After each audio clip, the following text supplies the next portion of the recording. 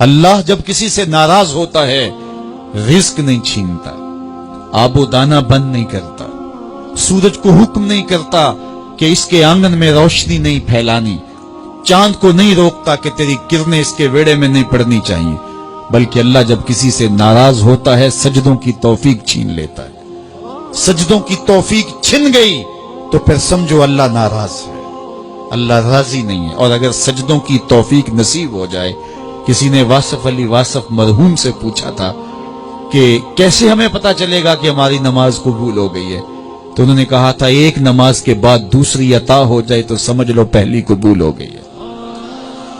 تو نمازوں کا نصیب ہونا یہ اللہ کی رضا اور اللہ کی خوشنودی کی دلیل ہے، اور سجدوں کی توفیق کا چھن جانا یہ اللہ کی ناراضگی کی دلیل ہے۔ میں اور آپ دیکھیں کہ ہم کہاں کھڑے۔ دیکھیے دولت تو کفار کو بھی ملتی ہے، اللہ دولت اسے بھی دیتا ہے جس سے راضی ہے، اسے بھی دیتا ہے جس سے نہیں راضی، لیکن سجدوں کی توفیق اسے ہی دیتا ہے جس پہ وہ راضی ہے۔ تو 5 گانا نماز شعار زندگی بنا لیجئے، نماز قضا نہ ہونے پائے۔ قیامت کے دن بے نمازی اس صف میں کھڑا ہوگا جس صف میں نمرود کھڑا ہوگا، جس صف میں حامان کھڑا ہوگا، قارون کھڑا ہوگا، شداد کھڑا ہوگا۔ مجھے بتائیے ہم میں سے کوئی یہ گوارا کرتا ہے ہم اس صف میں کھڑے کر دیے جائیں جہاں دشمنان خدا کھڑے ہوں؟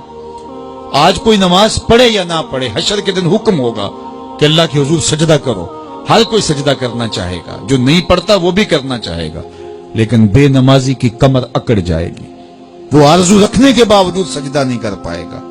قرآن بتاتا ہے کچھ لوگ جہنم کو دھکیلے جا رہے ہوں گے، انہیں کچھ لوگ پوچھیں گے ما سلککم فی سقر، تم جہنم کو کیوں جا رہے ہو، کیا ہوا تمہیں؟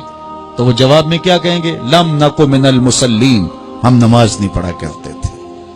سب سے پہلا حساب قیامت کے دن جو بندے سے لیا جائے گا وہ نماز کا لیا جائے گا۔ پہلا سوال بندے سے یہ ہوگا۔ یا چڑیاں بھی رب کی تسبیح بولیں اور اشرف المخلوقات سویا رہے، جب صبح کا وقت ہوتا ہے حشرات الارض بھی بلوں سے نکل کے رب کی تقدیس کے ترانے پڑھ رہے ہوتے ہیں، درختوں کی شاخوں پہ چڑیاں پرندے وہ بھی اللہ کی تقدیس کے ترانے پڑھ رہے ہوتے ہیں، حشرات الارض بھی اس کی تقدیس کے گیت گا رہے ہوتے ہیں، اور اشرف المخلوقات خراٹے لے رہا ہو، اس سے بڑی بد نصیبی کیا ہو سکتی ہے؟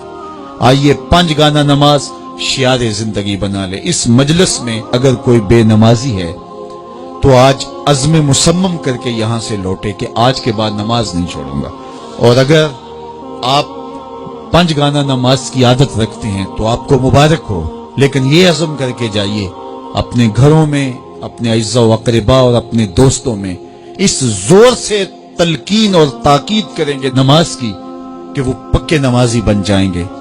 بندہ بندگی سے سجتا ہے، زندگی آمد برائے بندگی، زندگی بے بندگی شرمندگی۔ اگر زندگی میں بندگی نہیں تو زندگی کے پلے ہے کیا؟ علماء نے لکھا ہے کہ یہ سارے درخت حالت قیام میں ہیں، چوپائے حالت رکوع میں ہیں، مینڈک تشہد میں ہیں، اور حشرات الارض سجدے میں ہیں، اور انسان اشرف المخلوقات ہے۔ اس کی عبادت میں درختوں کا قیام بھی رکھا گیا، اور رکوع بھی رکھے گئے، اور سجدے بھی رکھے گئے، اور قعدے بھی رکھے گئے، اس لیے تاکہ اس کی عبادت تمام مخلوقات کی عبادات کی جامع بن جائے۔ لیکن اس کے باوجود اللہ کے حضور سجدہ ریز ہونا پسند نہ کرے تو بتائیے کیسے رحمتیں اس کے اوپر اتریں گی؟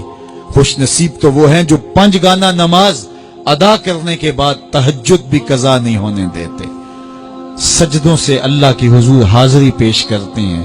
سب سے زیادہ بندہ اللہ کے اس وقت قریب ہوتا ہے جب سجدے میں سر رکھا ہوا ہوتا ہے۔ انسان کے اشرف اعضاء اس کے سر میں ہیں، بولنے کی قوت زبان سر میں، دیکھنے کی قوت آنکھیں سر میں، سونگنے کی قوت ناک سر میں، چکھنے کی قوت زبان سر میں، سننے کی قوت کان سر میں، سوچنے کی قوت دماغ سر میں، اور سر مالک کے در پہ۔